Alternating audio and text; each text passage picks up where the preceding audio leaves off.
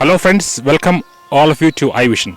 Today we are at Victor's Way, a place in Roundwood in County Wicklow, and this place is actually very unique because as you can see we are in the midst of around 15 Indian sculptors in an area bound by around 22 acres of land. So we'll be showing you this place. We'll be going around and showing you each and every sculpture that's here, and it's really interesting because it's very unique. It's the first of its kind in Ireland. Thank you. Victor Langhel, the man behind this place. So I'm going to ask him a few questions so that we get a little bit more insight of how this place came about. So Mr. Victor, can you just tell me the background of this place?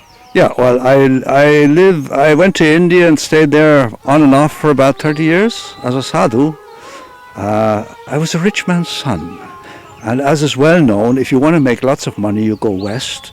But if you want to find the truth, you go east. So I told my rich daddy to take his money and shove it, and I was going to sit in the Himalayas in a cave and ponder the deep truths of life. So I went to India, I met all sorts of wonderful gurus, went back and forth, and eventually came back to Ireland, and then I decided to build this park. I didn't know what it would look like, but anyway, one morning I was dreaming and I saw the sculptures in the park and I said, that's very nice. So what I established here is an ashram, a sort of a contemplative space for people in midlife crisis, people who are rethinking their lives, and then occasionally I give a bit of advice and that's it. Okay, thank you for that. So how did you come about with this concept? Did you, I'm sure you had so many other things in mind when you had this property. So did you just come out with this concept all of a sudden, or was that a plan? Yes, all of a sudden I was writing books, very theoretical books, and didn't know really what to do with my days. So one morning at 4 o'clock in the morning I had a lucid dream, and in the dream I saw the park. I jumped out of bed, sketched the sculptures and started, and 20 years later it was finished.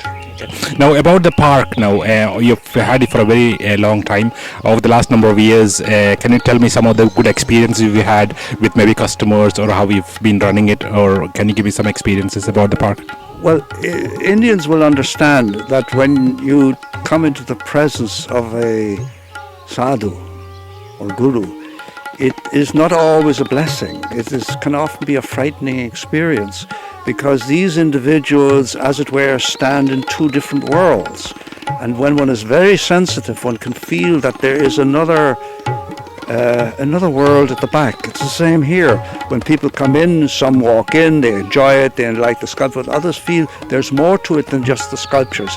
So their feelings are ambivalent. Most people who come here, and only very few people actually come here, they find it extraordinary, and when they go out they shake my hand and say it's been a wonderful experience. Mind you, those that hated it don't actually tell me about it, but it's to be expected. If I encounter, as I have done many times, really highly advanced individuals, they are drawing me out of my box into another world, and that threatens me, that pulls me out of my comfort zone.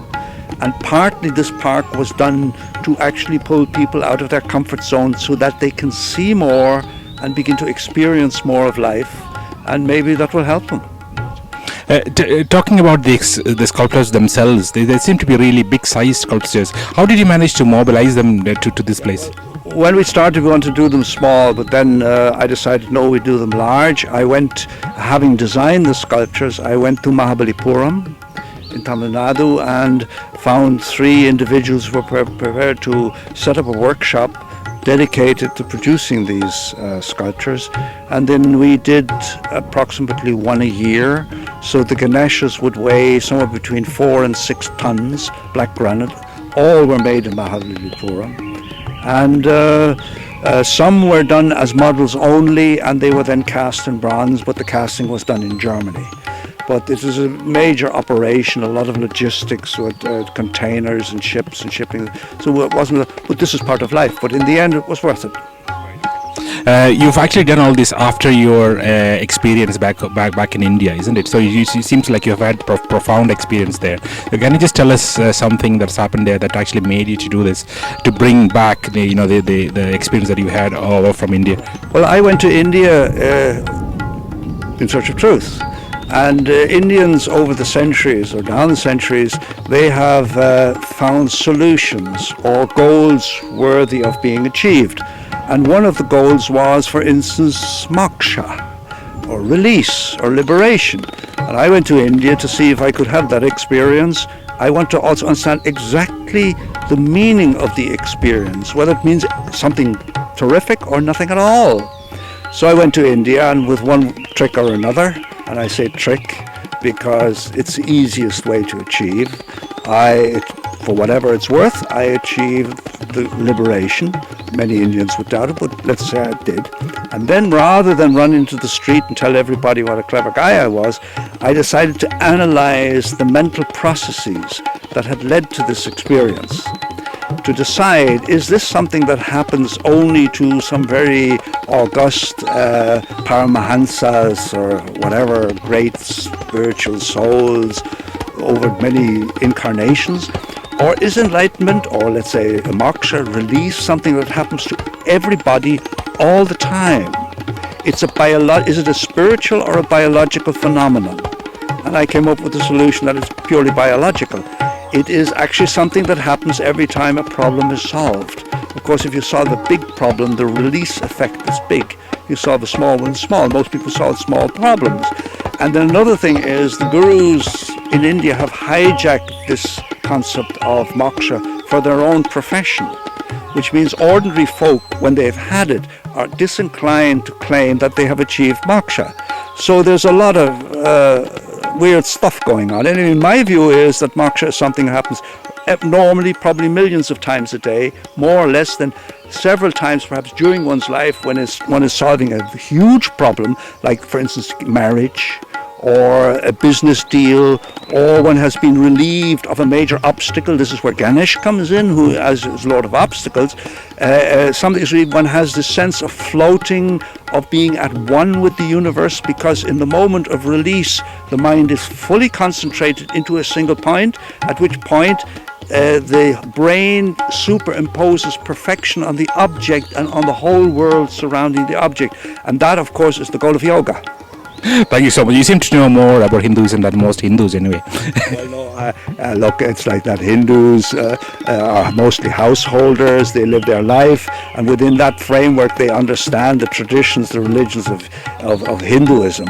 I was more interested in what the Upanishads said, what Shankara said, what meanings there were in the deeper or the more hidden aspects and this is not a hidden aspect of Hinduism. This is the hidden aspect of all religions, all systems everywhere. In India, they're called Hinduism. We are in Western culture, mystics or people like myself are actually working on the same problem. Call it something else, you know. Thank you. One last question.